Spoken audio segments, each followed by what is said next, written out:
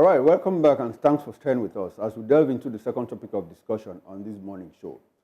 Human rights activist Omoyele Sowore has accused the Nigerian government of deliberately failing to arrest Boko Haram terrorists, bandits, and other criminals, alleging that they were created for political purposes.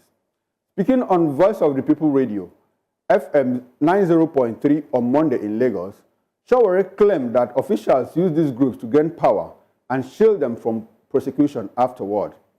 Sowore, leader of the #RevolutionNow movement, highlighted that this alleged collusion between politicians and militant groups is a major obstacle in Nigeria's fight against terrorism and banditry. He pointed to the cases in the Niger Delta and Borno State, where militants were reportedly formed for electoral gains, accusing former governors of involvement. In a separate announcement, Sowore confirmed that the #Fearless in October, the protest will proceed on October 1, whether or not he participates. He emphasized that the protest will continue until the government addresses the demands of the previous August demonstrations.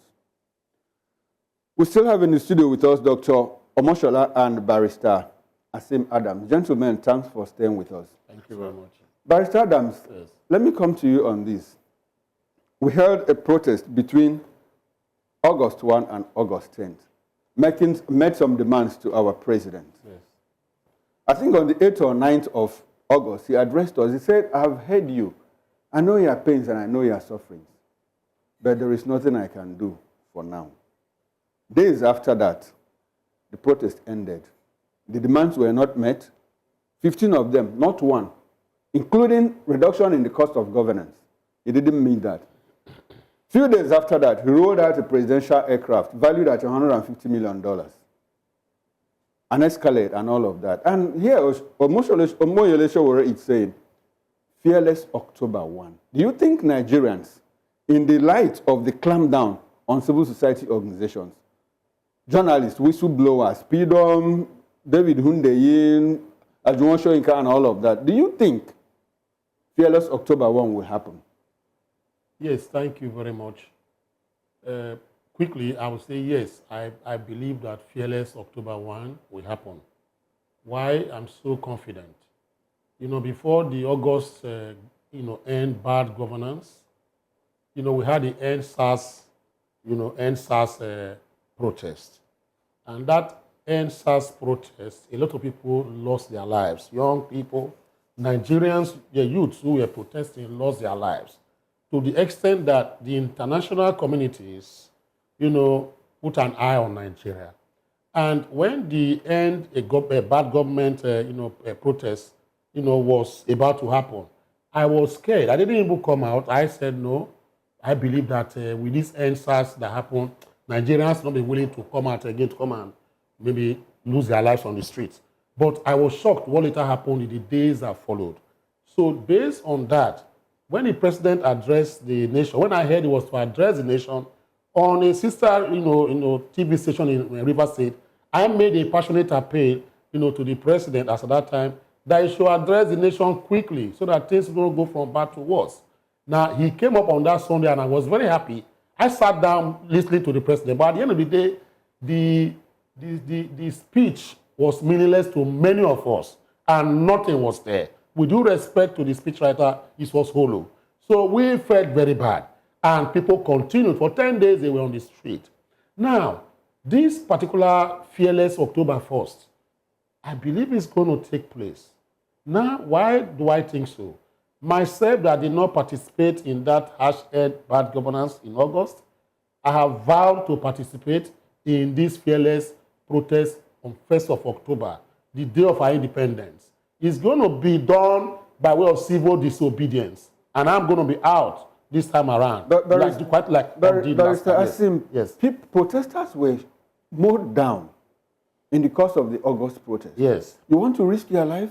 Of course. And pour into the street again? You see, it is after what the government, after what the army and the police did to Nigerians? I do not want to create fear in those of my friends and my family watching me right now. But there is nothing that is too much for me to lay down for me to get freedom. Like Mama Mvasa, late Mama Mvasa said, that lean freedom is better than fast slavery. That is as the case may be. Barrister, sorry to interrupt you now. The other time, we're talking about the position of NBA Yes. in helping those that were arrested to get them off the hook. Yes. I didn't see that. Now they have been, a bail condition has been placed on them. That seems far-fetched to me, 10 million naira per person. And these were people protesting hunger in the land. You are, you are a barrister. Yes. How can you make me understand that, look, the rights of those that will come out this time around will be protected? Thank you very much. For those who were granted bail, they were represented by lawyers. I don't know if you are aware of that. For the court to have granted bail to them, they were represented by lawyers, and the lawyers might not come out. The arguments, they could argue the 10 million naira. At the end, no, they said, like, the latest information, like I told you the last time, that the 100 million whatever bail condition that was, foisted on them, they have informed that they are going to ask for a variation, a variation of the bail terms.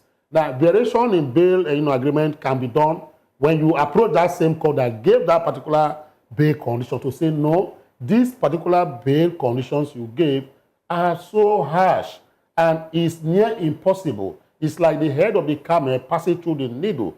And he cannot come and use the Supreme Court judgment, that admonished, courts in the land, that bail conditions must not be used as a punishment. And there's an underlying statement the Supreme Court made that said it is a contract between, the person that is being granted bail and the court. And it does not mean that if you grant bail, you have asked those people accused of an offense to go scot-free. It's just temporary freedom. So these arguments have been made pungently so. And motions are before the courts as I speak with you, for them to vary that particular, those conditions that were given, which were very harsh, in accordance with the Supreme Court. So how can the variation be done? Good. The variation can be done in the sense, that is where we go back to our laws. Under our laws, the Criminal Code Procedure Act and CPC in the North says that bail is at the discretion of the court. Is treason a bailable offense? See, all offenses in Nigeria are bailable. In Nigeria, here they are bailable. But the problem, even murder, you can get bail for murder. But to get bail for murder in Nigeria here is like the camel's head, passing through the eye of the needle. You can see the conditions that they gave. I have been in cases, murder cases, where the courts will say, go and get your traditional ruler, go and get whatever. And before they even go to that particular level, it means that the particular suspect is already dying or he has a terminal disease in custody. So it's not necessitate is being released so that it does not spread to other inmates in that particular place. That is one of the conditions they have seen in Nigeria here. So, but ordinarily, every Nigerian, by virtue of Section 36 of 5, says that you are presumed innocent no matter the offense you've carried. And the Supreme Court has supposed to say that no matter the heaviness of the charge sheet and the counts that are before the courts against the accused or defendant, that does not mean that the courts will not consider bail. But in practice, what we find out is that, just like Bernard Shaw said, that most judges and most people, not just Nigerian judges, all over the world, what they do is that whatever they have in their heart is the kind of judgment that they give. And you come to Nigeria where they say bail is at the discretion of the court. That is something that is anathema, to freedom, as the case may be. If something is at my discretion to not give, it means I can ask you to go and bring the skull of Moses when he was 7 years old for me to grant bail to you. But we have gone to court, and in the recent past, in decades, what has happened is that the courts have said that, let me say with due respect, that as the case may be, no matter how the grievous, how grievous that particular offense is, a man is entitled to his own bail, as the case may be. All right, thank you very much. Dr. Deji, the words of Sowore indicates that politicians in Nigeria and even the government is in one way or the other aiding terrorism activities in Nigeria. Not just him, also we had Sheikh Murtala Asada also saying that Matawal Bello Also, he's doing one or two business, allegedly now, with Torja Bello, who happens to be a kidnap kingpin in the Northwest. Now, what do you make of this? And also, as regards to Nigerian or the Nigerian government fight against insecurity. Well, thanks for the question. As a political scientist, I'm trained to hear all, but believe nothing, right? Which is that the way politics is being played, you hear so many things. But as a political scientist, you don't believe anything. Then you ask yourself, what do you believe? Right?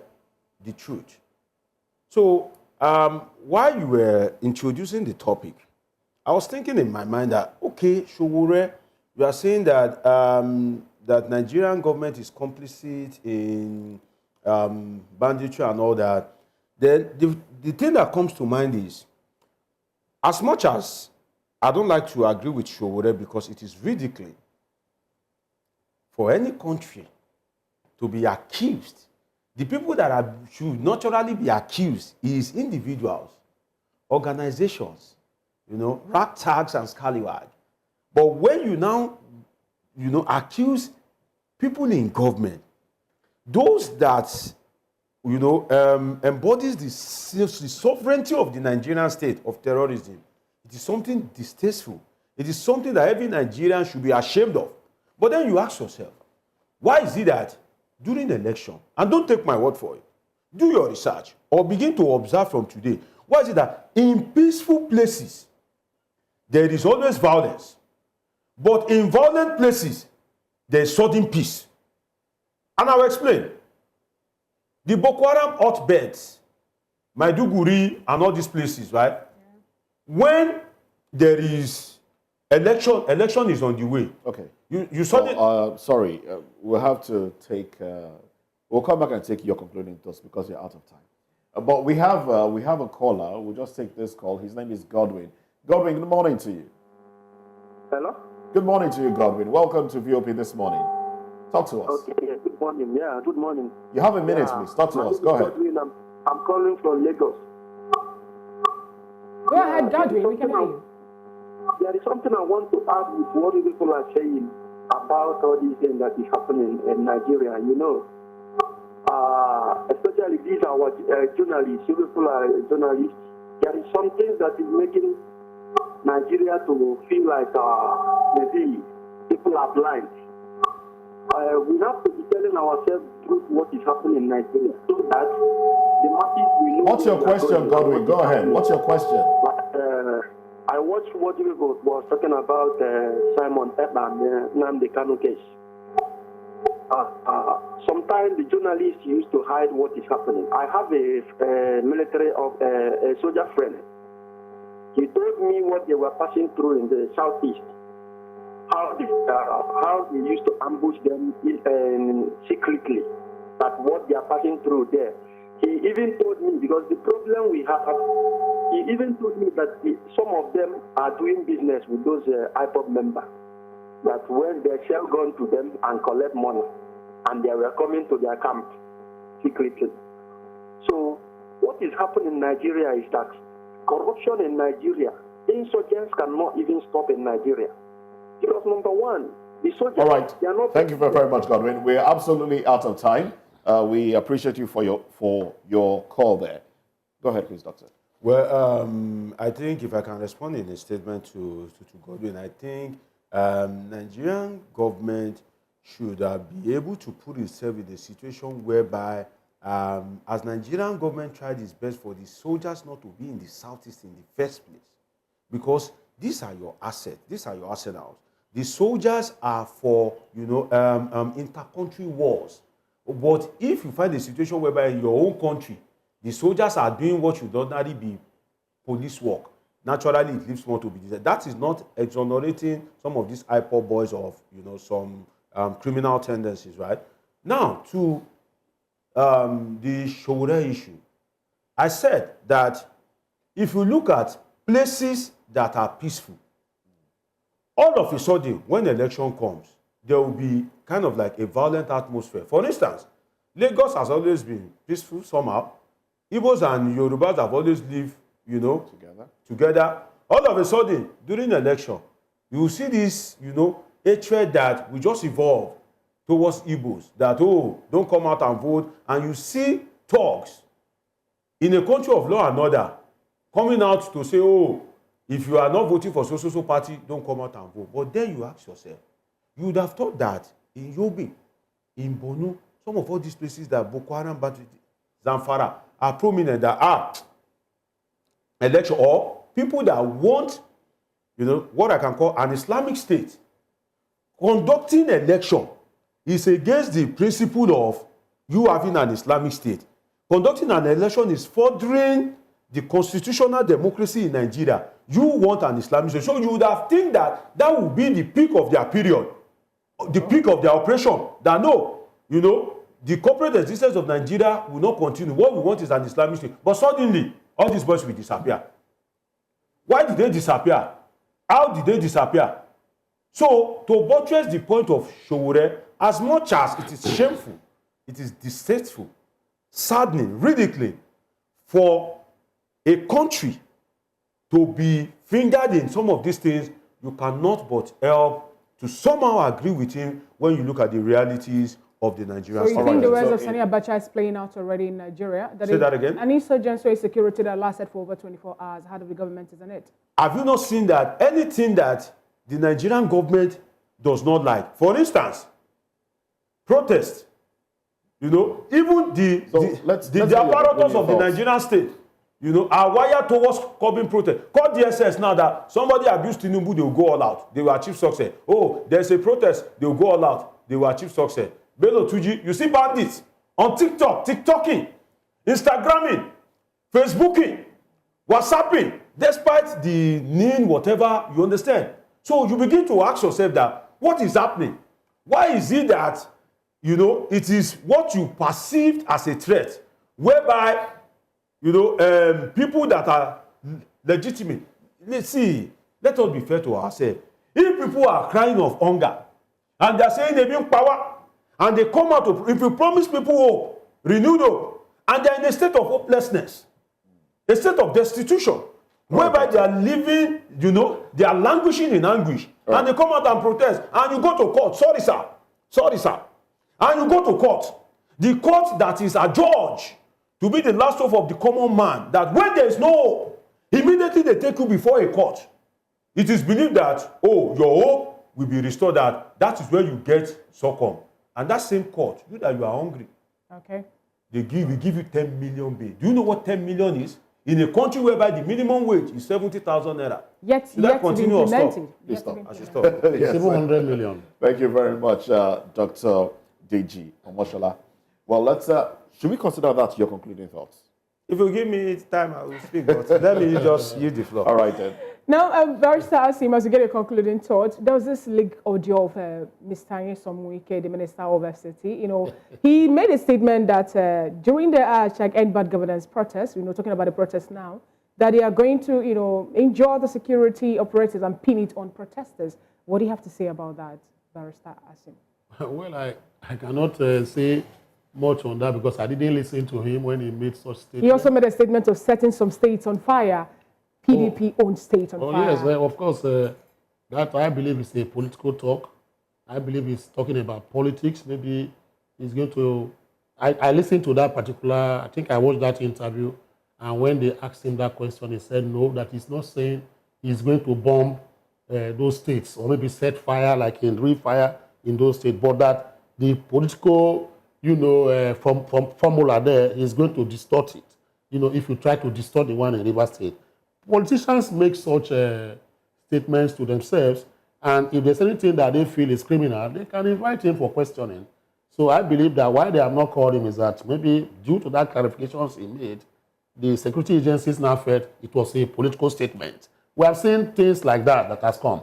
But on this end, because yes, people know that is somebody that I follow, but I don't want to go into that right now. But my conclusion or statement to conclude today's whatever is this one is this: the Nigerian, National Assembly, has been a disgrace to we Nigerians.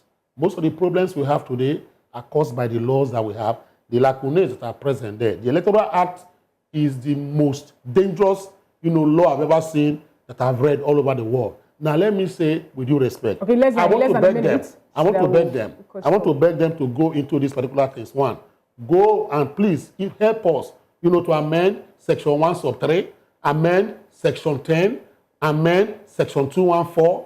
Also, I plead in every program I have the opportunity. I plead with the National Assembly, for them to take out Chapter 2 of the 1999 Constitution and, put it in Chapter 4 of the 1999 Constitution, so that those particular articles that are stressed there, should be justiciable. Okay. So that I can take my governor to court and ask him, why should there be violence in my place? Why should there be hunger? Thank and you if so the court much. find what they can, pay compensations. Thank you so etc. much, Barrister Yes, thank Adams, you. for And that so many other calculation. ones. God Thank bless you. you. All right, thank you so Thank you much, very Dr. Dejo Moshola, for being part of today's shows. Thank you also, Barrister Asim Adams, for being part of the show. Thank you. And here is It's a where pleasure. we draw the curtain on the segment of the show. Up next is Trend. Stay with us.